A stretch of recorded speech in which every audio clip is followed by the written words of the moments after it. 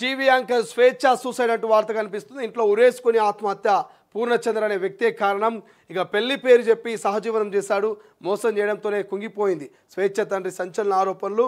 ప్రముఖ తెలుగు న్యూస్ ఛానల్లో పనిచేస్తున్న యాంకర్ స్వేచ్ఛ వాటర్కర్ 40 శుక్రవారం రాత్రి ఆత్మహత్యకు పాల్పడిన విషయం తెలిసిందే.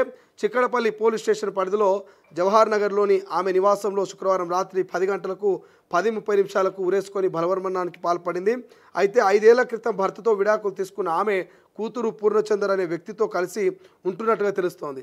అయితే అతడితో ఇటీవల జరిగిన గొడవల కారణంగా స్వేచ్ఛ ఆత్మహత్యకు పాల్పడి ఉండవచ్చని పోలీసులు అనుమానిస్తున్నారు. సో స్వేచ్ఛ చాలామందికి సుపరిచితురాలే. ప్రముఖ టీవీ ఛానల్స్లలో ఆమె పనిచేసింది. కొన్ని ఛానల్స్లో.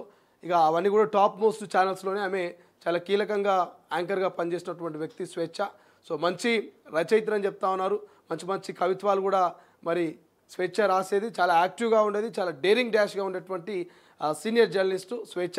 మరి ఆమె 10 మందికి చెప్పే స్వేచ్ఛ మరి ఎందుకు ఈ రకంగా ఆత్మహత్య చేసుకుంది అసలు మేము నమ్మలేకపోతున్నాం, అటువంటి స్టెప్ తీసుకునే వ్యక్తే కాదు అని చెప్పేసి ఆమెతో కలిసి పనిచేసినటువంటి కొంతమంది ఆమె ఫ్రెండ్స్ చెప్తున్నారు. సో స్వేచ్ఛ చాలా ధైర్యంగా ఉండేది. చాలా పోరాట ప్రతిభ కలిగినటువంటి మహిళ.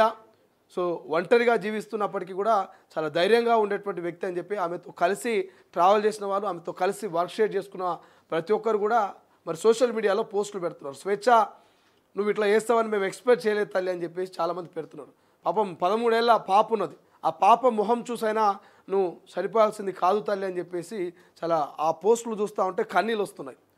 సో చాలా యాక్టివ్గా ఉండేటువంటి స్వేచ్ఛ ఎందుకు ఆత్మహత్య చేసుకుందని ఒక ప్రశ్న అందరి మదిలో మెదులుతున్నది. ప్రధానంగా స్వేచ్ఛ కుటుంబ సభ్యులు చెప్తున్న మాట ఏంటంటే స్వేచ్ఛకు గతంలో విడాకులైన తర్వాత పూర్ణచంద్ర అనే ఒక వ్యక్తితోటి లివింగ్ రిలేషన్లో ఉంది. సహజీవనం చేస్తున్నటువంటి పరిస్థితి. మరి అతనితో గొడవల కారణంగానే పూర్ణచంద్ర పెళ్లి చేసుకుంటానని మోసం చేసినటువంటి నేపథ్యంలోనే మరి ఆమె సూసైడ్ చేసుకుందని ఆమె కుటుంబ సభ్యులు, ఆమె కూతురు కూడా చెప్తున్నటువంటి పరిస్థితి. బట్ ఏదేమైనప్పటికీ మాత్రం చాలా బాధాకరమైనటువంటి అంశం.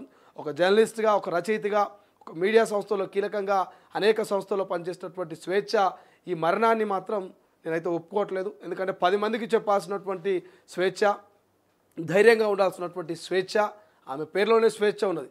బట్ ఆమె స్వేచ్ఛ చనిపోవడం అనేది బాధాకరమైనటువంటి అంశం. ఎందుకంటే సచ్చి సాధించేది ఏముండదు. చావడానికి పెట్టేటువంటి ధైర్యం ఏదైతే ఉంటుందో ఆ ధైర్యంలో 1% బ్రతకడానికి పెట్టినా సక్సెస్ అవుతామని చెప్తుంటారు కొంతమంది. ఏమంటున్నా అంటే నువ్వు చావడానికి చేసే ధైర్యంలో 1% బ్రతకడానికి చేయి, ఖచ్చితంగా విజయం సాధిస్తారని చెప్తారు. సో చావాలంటే చాలా ధైర్యం కావాలని కూడా అంటారు.